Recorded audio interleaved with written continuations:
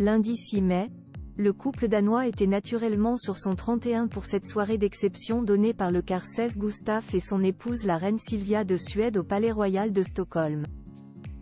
Publicité, c'est à bord de son royal yacht que la reine Mary s'est préparée, avant de faire une sortie remarquée face aux photographes aux côtés de son époux. Le couple, qui fait face à de vives rumeurs d'infidélité depuis quelques semaines, a fait bonne figure en cette première journée de visite officielle. Pour ce nouveau banquet, l'Australienne de 52 ans a revisité sa jupe en satin doré du créateur danois Jesper Hovring, qu'elle avait portée en 2017 lors d'un autre banquet d'État donné au Palais Christiansborg, à Copenhague, en la portant avec un nouveau top en voile transparent brodé de fleurs. Sans surprise, Mary de Danemark a complété sa tenue de soirée de sa parure préférée.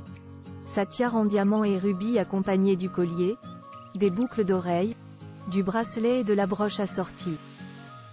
Un choix symbolique puisque cette parure lui vient de Louise de Suède, qui l'avait apportée au Danemark au moment de son mariage avec Frédéric VIII en 1869. La reine Mary portait également pour la première fois le ruban de l'ordre des Séraphins que le roi Carl Gustaf lui a remis quelques heures plus tôt.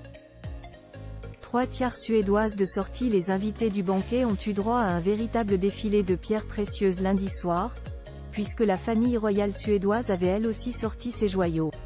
C'est habillée d'une robe verte à manches en dentelle que la reine Silvia de Suède a accueilli ses invités de marque au Palais Royal de Stockholm. L'épouse du roi Carl Gustaf portait alors son éblouissante parure en diamant et saphir, ainsi que le ruban de l'ordre danois de l'éléphant, tout comme son époux et sa fille, la princesse Victoria. De son côté, Victoria a ressorti sa tiare en diamant, Connaught, pour aller avec une toute nouvelle robe éclatante du créateur suédois Christer Lindarw. Au bras de son mari le prince Carl Philippe, la princesse Sofia portait quant à elle sa robe florale Ida Lanto, qu'elle avait déjà portée pour le banquet des prix Nobel en 2022.